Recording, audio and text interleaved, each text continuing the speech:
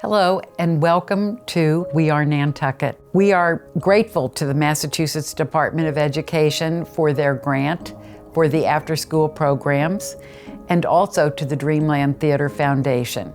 Who I am most grateful for are the students who have been doing the interviewing, learning the technique of interviews. I think the most important thing about this exercise and project is that the students learn to question and listen very carefully and ask follow-up questions of the adults, and they learn a lot of other people's experiences.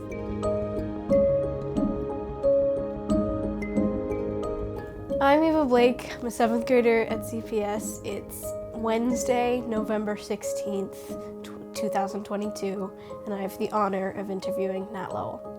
Could you tell me about your childhood on Nantucket? Childhood? Well, when I grew up, things were obviously a lot different than they are today. Spent a lot of time at the beach. My cousins actually took care of us in the summertime, my brother and I. My mother was cleaning cottages, always working in the summer, and my father was building houses and working on houses. There was no Little League on Nantucket when I was at that age. And my father built a baseball field on New Lane in 1973. And it triggered the beginning of Little League, which was the following year. It was an official Little League. And that's the stuff that I remember the most, other than going up to Cotu and living a different life than we have today. But we've been a working community then and we are now. It's just a different era. What are some similarities and differences between Nantucket in your childhood and now? The working part. It's always been its own economy. There's so much work in the trades here, and it always has been. The summer people, we used to call them summer people. We didn't say seasonal. We didn't use words like that. We just called them the summer people. And they've always been the catalyst of work for the most part for everybody that's here, whether it's a plumber, electrician, carpenters. You didn't call them clients, you called them customers. And you didn't have to do as many different things as you do today for these houses that you do now. But just like everything else, like a car, it was a lot easier to fix then. So everything is more complicated today. But as far as Nantucket, the generator is the summer residents and tourists coming here. It's always been that. That's what, we still have the same thing. It's just more of it. Can you talk about your work on the island? Yep. In 1977, my first job was working for Earl Coffin in Sconset, cutting grass and then eventually cutting hedge for the next 8 years after that. I worked there for 10 years. A local guy now, Marty McGowan, taught me how to cut tops in 1978 because he was leaving. I took over that part of the business for Earl and Erica Mooney's grandfather. I got to meet a lot of seasonal summer residents when I got involved with the Yates gas business in 1987.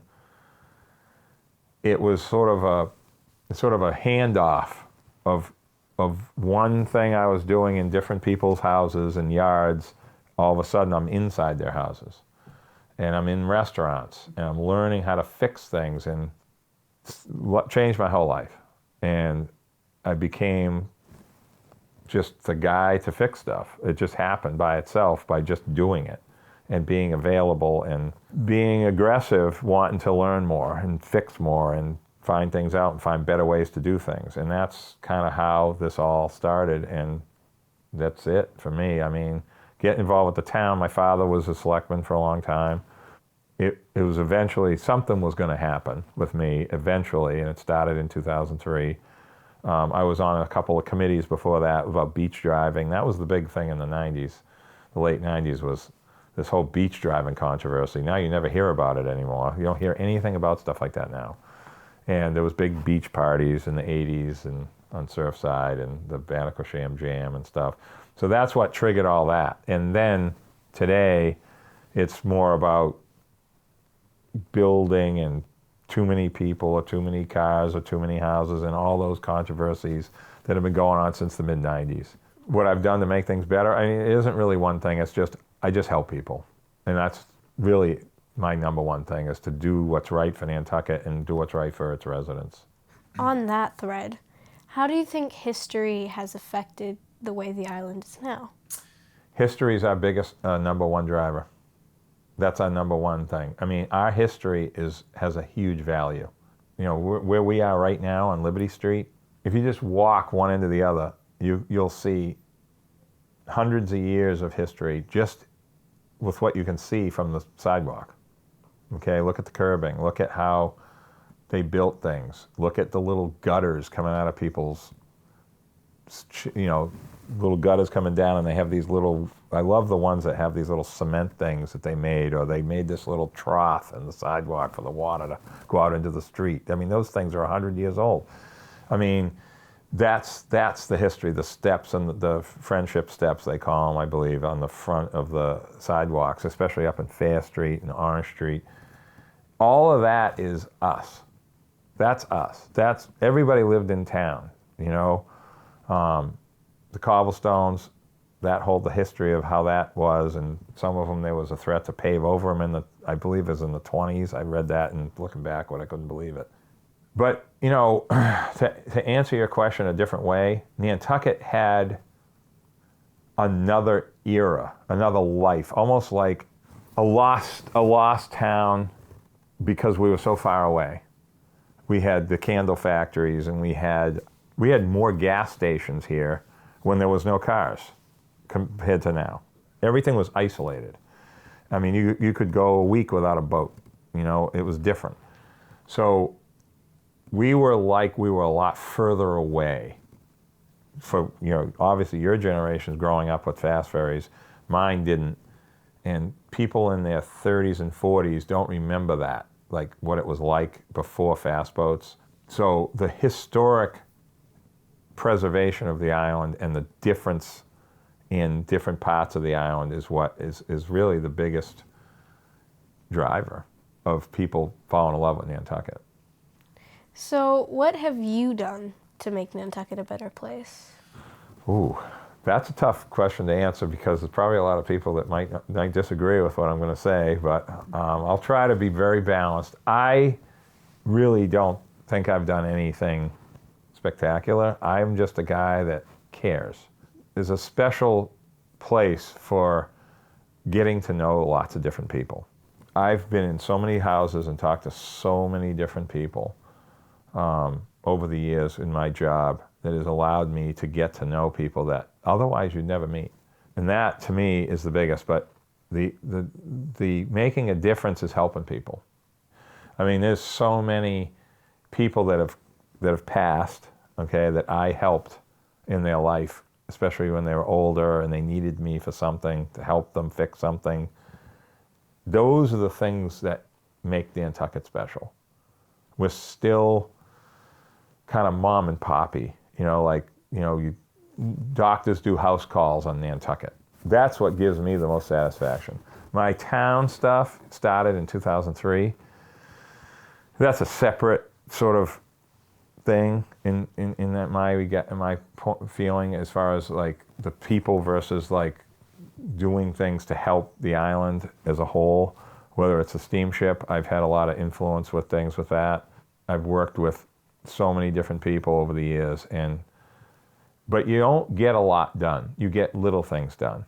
It isn't like you change everything. You come in and you help and you see how things work, and you find these small things to help make things better. And that's really what Nantucket is about. Everybody has a role. Okay, we just lost Jack Gardner this summer. When we lose people that have given their whole life to the island, that's something that everybody needs to like take a pause and say, we just lost someone like that, and reflect on it a little bit. What he did in his life was incredible. Like, there isn't that many people that have done as much as him. But as I talked to you before when we had our interviews, mentoring is big. When you grow up here, or anywhere, but when you grow up here, you end up getting mentored by people. Little here, little there, and you'll have people in your life that you remember how much they taught you, things they said that you don't forget. It's quotes and don't do this if this happens, and this and that. Those are the things that you remember. And hopefully I'll be someone that people ask questions to about like what you're asking me now. Younger people asking me questions about what happened back then, what happened in the 80s or things like that, which is good. That's what it's supposed to be like. What advice would you give to the younger generation of Nantucket? Listen to your parents. And I said to you about the mentoring, you definitely want to find people that know Nantucket and sort of befriend them a little bit, like I did with a lot of different people, like Jack, like Don Visco, John Stackpole, people that know what's going on, Alan Reinhardt. Kids don't think about historic things right away. Okay, it takes a long, long time. That comes later in life. It's really more about the individual finding friends and older people that you can turn to, that you can reach out to. You'll figure it out, who they are and how to turn to them when you're older and say, hey, what do you think about this I want to do, or something like that. And that's important. But the key thing to Nantucket for young people is work, okay? There's plenty of work here. There's always going to be a job. The hardest thing is finding a place to live, which is obviously, that's the hottest thing as well, besides the other controversial issue with renting. And you just have to take the best that you can get from Nantucket, what it offers you, and know what those things are. Did you have any other questions that you wanted to answer? I think the biggest thing that Nantucket has to face is accepting who we are, okay? We are who we are. We can't change the island. We've been trying to change it since the 1880s, okay? When they tried to make Surfside a town, okay? They tried to make Surfside another town, just so you know, with a hotel and restaurants. The railroad took a right at Hatches and headed out there and didn't work out, right? There's always been this big idea to change Nantucket. It's not new, okay? But now it's more controversial and more sincere. The movement to say Nantucket should have done this or we should have done that is going to be the next 10 years of a discussion. And it's very complicated. And it's unfortunate because it's taking away from the good that we have. Your generation, you know how lucky you are to have a swimming pool in that school, to have a hockey rink, a skating rink, to have all those fields, to have the boat taking kids back and forth to the Cape, taking teams to Nantucket. I mean, this never went on. This is all new in the last 20 years. We didn't always have what we have now, but we need, the biggest thing is appreciating. We need to say thank you. We don't say thank you enough. The seasonal people, I hate to say this, appreciate Nantucket probably more than most of the locals do because they're coming here for what they love. We are here all the time and working and get frustrated with certain things, and sometimes you need to take a ride out to Pocomo just to take a ride and say, boy, it's beautiful out here. Because you're driving in Mid-Island all day, so you don't think about the good. You don't go out to Alta Rock and park and say, wow, this is beautiful, right? This could have all been houses if it wasn't for the Conservation Foundation. You see what I mean? So there's so much good here. It's just hard to think about it. Are there any special spots on the island that you want more people to see? The Founders Burial Ground, which is up on the town side of Maxey's Pond. You go down on the Cliff Road side, there's a little area down there that you can sort of park and kind of walk up a trail to get to it. You can't see it from the road. It's fascinating. People don't know about it because look where it is. It's not something you drive by and see. That's really cool. Has a stone with the wives from the original settlers on it that was put there in 2009 that is a really fantastic project to get that done, that Alan Reinhardt spearheaded. Other places, I mean, Squam Swamp, the walk, which takes you a long way. Just remember where you're going. Try to kind of figure it out.